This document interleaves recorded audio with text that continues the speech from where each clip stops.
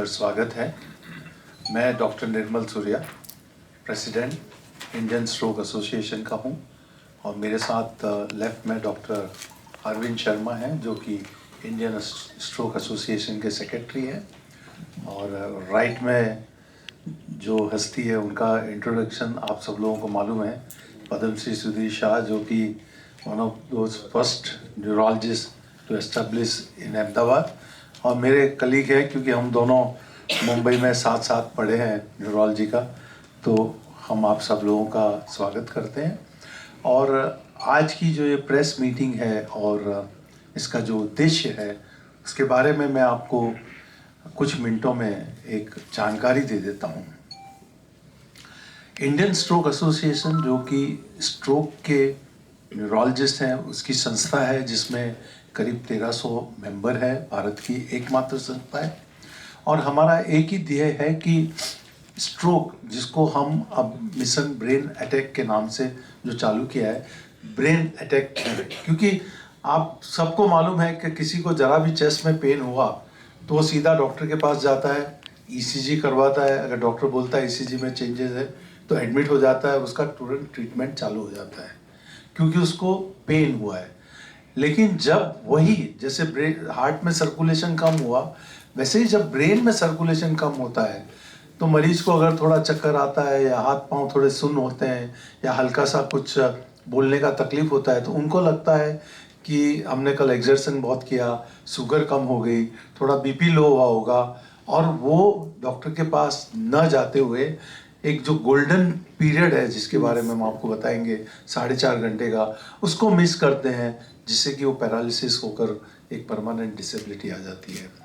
तो स्ट्रोक के नाम से जो ब्रेन स्ट्रोक हम बोलते हैं तो एक सीरियसनेस आदमी को, जो आम आदमी को आनी चाहिए, वो नहीं आती है।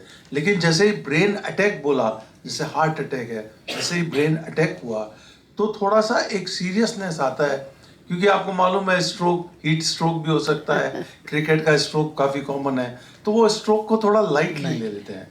तो इंडियन स्ट्रोक एसोसिएशन जब एज ए प्रेसिडेंट हमने सोचा कि पूरे भारत में एक अवेयरनेस कैंपेन किया जाए मिशन ब्रेन अटैक, और हमने मिशन ब्रेन अटैक को लॉन्च किया 12 मई को वाराणसी में। इंसिडेंटली अपने प्राइम मिनिस्टर मोदी जी 13 तारीख को वहाँ पर नॉमिनेशन भरने के लिए वहाँ पर आए हुए थे, उसी एक दिन पहले हमने उसको वहाँ पर लॉन्च किया। अब मिशन ब्रेन अटैक है क्या, आपको ये भी बता दूं कि थर्ड मोस्ट कॉमन कॉज है स्ट्रोक। हर 4 सेकंड में भारत में एक आदमी को स्ट्रोक हो रहा है, हर 4 मिनट में एक डेथ हो रही है, और यहाँ पर अगर हम लोग उपस्थित हैं तो 4 में से एक आदमी को लाइफ टाइम स्ट्रोक की रिस्क है। तो इतना कॉमन जो बीमारी है उसके होने के बावजूद हम लोग क्यों सीरियस नहीं हैं। तो इसको देखते हुए हमने एक मिशन ब्रेन अटैक चालू किया जिसकी 3 आर्म है। फर्स्ट आर्म है प्राइमरी प्रिवेंशन। प्राइमरी प्रिवेंशन क्यों? क्योंकि अगर स्ट्रोक का कारण क्या है, high blood pressure, high sugar, diabetes, obesity, high cholesterol, smoking, alcohol, sedentary life और जेनेटिक। तो ये बहुत ही इंपॉर्टेंट है कि आप स्ट्रोक रोक दें। अगर आपने ये सारे स्ट्रोक रिस्क फैक्टर को कंट्रोल किया तो स्ट्रोक की इंसिडेंस काफ़ी कम हो जाती है। और वेस्ट में अब अगर स्ट्रोक का जो इंसिडेंस कम हो रहा है कंपेयर टू डेवलपिंग कंट्री, वो इसलिए हो रहा है कि उन्होंने प्राइमरी प्रिवेंशन पर बहुत ही ज़्यादा ध्यान दिया है। आप सब कॉरपोरेट में भी जाते हैं, आपने देखा होगा हर कॉरपोरेट ऑफिस में अभी एक जिम होता है, डाइट का प्लानिंग होता है, तो वो एक प्राइमरी प्रिवेंशन का एम है। तो दैट इज फर्स्ट आर्म, कि हम एक क्रिएट करें अवेयरनेस कि आप लोग अगर ब्लड प्रेशर है, डायबिटीज़ है, स्मोकिंग कर रहे हैं तो ये बंद करें, रेगुलर वॉक करें, हेल्दी डाइट लें और अपनी ब्रेन हेल्थ का ख्याल रखें। Then middle arm. Middle arm क्या है? Acute management. तो अगर किसी को स्ट्रोक के सिम्टम क्या होंगे, आप लोगों के पीछे 2 स्टैंडी रखी है, QR कोड भी लिखा हुआ है और उसमें एक वर्ड लिखा हुआ है ना, मतलब ये एक स्ट्रोक हो सकता है। एस का मतलब है स्पीच, मतलब बात करने में दिक्कत होना, शब्द बाहर नहीं आना, शब्द साफ नहीं होना, तुतलाकर बोलना, अगर ये एकाएक किसी मरीज को होता है इसका मतलब ब्रेन में स्ट्रोक हो सकता है।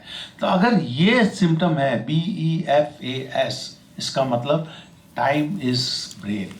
टाइम सबसे इम्पॉर्टेंट है और आपको एक्ट करना है। मतलब ये सिम्टम है तो आपको उस हॉस्पिटल जाना है जो कि स्ट्रोक रेडी है, जहाँ पर CT स्कैन अवेलेबल है, एक फिजिशियन या न्यूरोलॉजिस्ट अवेलेबल है जो CT स्कैन करा कर देख सके। जैसे ECG हार्ट का होता है वैसे ब्रेन का CT स्कैन है।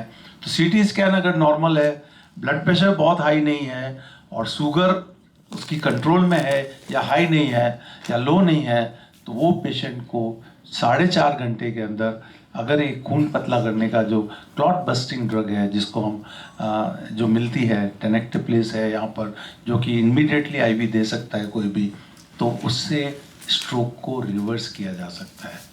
तो ये बहुत ही इम्पोर्टेंट है और हम फिजिशियंस को इसके बारे में ट्रेन कर रहे हैं, क्योंकि वो हार्ट अटैक में इंजेक्शन देते हैं लेकिन ब्रेन में अभी भी उनका कॉन्फिडेंस नहीं आया है। तो हम ये उनका कॉन्फिडेंस बिल्ड कर रहे हैं। ये मिशन ब्रेन अटैक के जो सेशंस हैं, आज भी अभी 3 बजे 4 बजे से हमारे यहाँ पर 100-150 फिजिशियन फिजिकली और बाकी ऑनलाइन हमारा पूरा दिन का ट्रेनिंग प्रोग्राम चलेगा कि कैसे इंजेक्शन यूज़ करना। लेकिन कुछ मरीज ऐसे हो सकते हैं कि जिनको आपने इंजेक्शन दिया और उनको रिकवरी नहीं हुआ। इसका मतलब उनको हायर इन्वेस्टिगेशन की ज़रूरत है। उनके सर्कुलेशन देखना है कि कोई लार्ज वेसल ऑक्लूड तो नहीं है, क्लॉट जो है वो बड़ा है जो कि इंजेक्शन से लाइज नहीं हुआ है। तो उन मरीजों को स्पेशलाइज सेंटर में जाना है। अहमदाबाद में काफ़ी है जहाँ पर डॉक्टर ब्रेन के अंदर पाँव से जो कैथेटर डालकर क्लॉट के ऊपर पहुंचकर क्लॉट को पकड़ के बाहर निकाल देते हैं। और मैं आपको बता दूं कि कुछ ये 6 से 10 घंटे तक में हो सकता है। और सेलेक्टेड मरीज में जिनको ये किया गया है, कंप्लीट रिवर्सिबल मिरेकल होता है। जो मरीज को पूरा पैरालिसिस है, बोल नहीं पा रहा है और ये क्लॉट निकालने के बाद सडनली खड़ा होकर चलने लग जाता है, बात करने लग जाता है। तो ये सारे जो ट्रीटमेंट है, स्पेशलाइज्ड ट्रीटमेंट, ये अवेलेबल है। सवाल यह है कि मरीज को टाइम पर उस जगह जाना है जहाँ पर ये ट्रीटमेंट अवेलेबल है। सो ये मिडल आर्म हुई। अब लास्ट थर्ड आर्म क्या है? थर्ड आर्म ये है कि सब कुछ किया किसी ने, अनफॉर्चुनेटली रात को सोए, सुबह उठे पैरालिसिस हो गया, टाइम पे नहीं जा पाए, या इतना दूर रहते हैं कि वहाँ मालूम नहीं पड़ा, बाय द टाइम डॉक्टर के पास आए 4.5 घंटे निकल गए और पैरालिसिस हो गया। तो उन लोगों का क्या? आमतौर पर एक पैरालिसिस आने के बाद 40% मरीज को एक डिसेबिलिटी रह जाती है। आप लोगों ने भी कई ने देखा होगा पैरालिसिस परमानेंट हो गया है। तो इन लोगों के लिए क्या किया जाए? तो इन लोगों के लिए रिहैबिलिटेशन। आज पिछले 10 सालों में जो स्ट्रोक रिहैबिलिटेशन है उसमें काफ़ी रिवॉल्यूशन हुआ है। मल्टीडिसिप्लिनरी टीम होती है, इसका मतलब है physiotherapy, speech therapy, occupation therapy, cognitive therapy, orthotic, नई नई टेक्नोलॉजी आ गई है, रोबोटिक्स आ गए हैं, ब्रेन को स्टिमुलेट करने के मैग्नेट हैं, इलेक्ट्रिक करंट है और कई सारी नई टेक्नोलॉजी है, कई सारे नए इक्विपमेंट आए हैं जो कि मरीज को चलने में हेल्प करते हैं, बात करने में हेल्प करते हैं। तो ये सब टेक्नोलॉजी जो है इसको डेवलप करना, और जो मरीज हैं जिनको अगर डिसेबिलिटी रह गई है तो वो राइटली ऐसे रिहैब सेंटर में जाए जहाँ पर वो अगले 6 महीने से 9 महीने में थेरापी के द्वारा वापस नियर नॉर्मल हो सके। तो ये मिशन ब्रेन अटैक के 3 नाम हैं: प्राइमरी प्रिवेंशन, एक्यूट मैनेजमेंट जिसमें थ्रोम्बोलिसिस और मैकेनिकल थ्रोम्बेक्टोमी है, और रिहैबिलिटेशन है। तो ये एक इम्पॉर्टेंट मिशन के साथ फिजिशियंस को ट्रेनिंग करना, क्योंकि पूरे हिंदुस्तान की पॉपुलेशन है 1.42 बिलियन और न्यूरोलॉजिस्ट है 5000, स्ट्रोक स्पेशलिस्ट है 1300। तो हम लोग, और वो भी ज़्यादातर मैक्सिमम जो है वो सिटीज़ में है, रूरल एरिया में नहीं है। तो हम लोग स्ट्रोक को कैसे अवेयर करें, तो इसके लिए फिजिशियंस जो अक्रॉस इंडिया है उनको ट्रेन कर रहे हैं। आज हमारा 20th सेशन है मिशन ब्रेन अटैक का। हमने पूरे हिंदुस्तान में, वाराणसी के बाद में, चाहे वो ईस्ट हो, सेंटर हो, नॉर्थ हो, साउथ हो, हर जगह किया है। 2 वीक्स पहले हमारा लखनऊ और फरीदाबाद में था। तो ये हम एक मिशन के जरिए फिजिशियन को ट्रेन करेंगे, आप लोगों के मीडिया के थ्रू, क्योंकि आप लोगों का फर्ज है कि स्ट्रोक के बारे में लोगों को बताएं, जानकारी दें, क्योंकि लोगों को जानकारी नहीं है। सबको ये लगता है कि ब्लड प्रेशर कम हो गया या चक्कर आ गया, ब्लड प्रेशर कोई नापता नहीं है अपना। तो ये इम्पॉर्टेंट है कि 30 साल के बाद में जो स्ट्रोक यंग में हो रहे हैं, हर आदमी अपना 6 महीने में ब्लड प्रेशर चेक कराए, शुगर साल में एक बार चेक करे, ताकि ये सब लोग ना समझे कि हमको कोई बीमारी नहीं हो सकती है। तो ये एक इम्पॉर्टेंट जो मिशन है उसके बारे में मैंने आपको बताया है।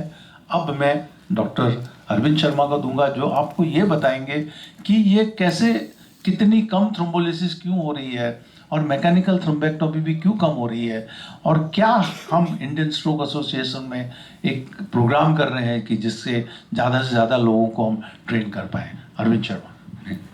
Thank you to our president of Indian stroke association. मैं सेक्रेटरी हूँ इंडियन स्ट्रोक एसोसिएशन का। मैं और सुधीर भाई दोनों हमारे प्रेसिडेंट डॉक्टर निर्मल सूर्या का वेलकम करते हैं यहाँ पे कि वो हमारे अहमदाबाद में आए और इस प्रोग्राम को रखा। और as a secretary Indian stroke association मैं आपको बताना चाहूँगा कि ये प्रोग्राम जो हम कर रहे हैं उसका कारण और उद्देश्य क्या है। उसमें सबसे इम्पॉर्टेंट बात ये है कि हमने जब ये देखा कि गांव और शहरों में स्ट्रोक की जो अभी इंसिडेंट्स हो रहे हैं वो गांव में बढ़ रहे हैं, क्योंकि वहाँ पे भी वही मोबाइल आ गया है और उसी तरह की लाइफस्टाइल होनी शुरू हो गई है।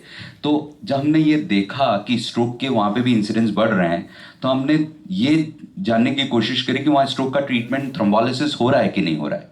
वहाँ नहीं हो रहा है। जबकि कोविड के बाद देखें तो सीटी स्कैन आ गया है, जैसे डॉक्टर सूर्या ने आपको बताया कि ECG is equivalent to CT scan, जबकि गाँव में भी अब कोविड के बाद सीटी स्कैन आ गए हैं, तो ट्रीटमेंट क्यों नहीं हो रहा है।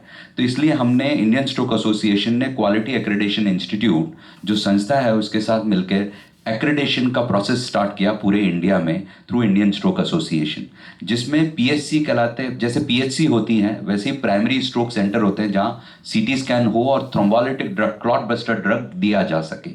और एडवांस स्ट्रोक सेंटर जहाँ की एंजियोग्राफी हो सकती है उनका नेशनल वाइज, जैसे एनएबीएच होता है, एनएबीएल होता है, ऐसे ही एक्रेडिटेशन हो सके। अगर आप देखें पूरे देश में, जैसे बताया कि 5000 न्यूरोलॉजिस्ट हैं, तो हम थ्रोम्बोलिसिस पूरे एक साल में 2 दवाई आने के बावजूद भी हम 27,000 से ज़्यादा थ्रोम्बोलिसिस नहीं कर पा रहे देश में। गुजरात के बारे में आपको डॉक्टर सुधीर भाई बताएंगे, पर 27,000 से ज़्यादा थ्रोम्बोलिसिस नहीं हो रहे हैं, जबकि होने कितने चाहिए, minimum 27 lakh. Upon less than 1% of thrombolysis कर रहे हैं। थ्रोम्बोक्टमी के सेंटर्स भी बहुत कम है। तो ये एक्रेडिटेशन प्रोग्राम जो हमने स्टार्ट किया है कि सेंटर्स को हम अनेबल बनाएं और फिजिशियन को ये एम्पावरमेंट करें कि वो ये थ्रोम्बोलिसिस कर सके। तो ये तो एक इनिशिएटिव था। दूसरा, मिशन ब्रेन अटैक के बारे में सारा बताया। मैं अब हमारे शहर के पद्मश्री जिन्होंने सबसे पहला इंट्रा आर्टीरियल थ्रोम्बोलिसिस यहाँ पे स्टार्ट किया, डॉक्टर सुधीर शाह, उनको मैं माइक देना चाहूँगा। सुधीर भाई, मैं चाहूँगा कि आप थोड़ा गुजराती में भी एड्रेस करें और थोड़ा यहाँ गुजरात के बारे में भी क्या सिचुएशन जब आप आए थे और कैसे हुआ है उसके बारे में भी ज़रा जानकारी दें, और क्या हम आगे कर सकते हैं, और कैसे इंडियन स्ट्रोक एसोसिएशन इसमें खूब सुंदर કરી અમે બધા સાથ જાય છીએ, સાથે ભણેલા અને ક્યાં ક્યાં બધા ટ્રેન થયા। હું ટ્રેન થયો હ્યુસ્ટન સ્ટ્રોક મેડિકલ સેન્ટરમાં આજથી લગભગ 32 યર્સ પહેલાં।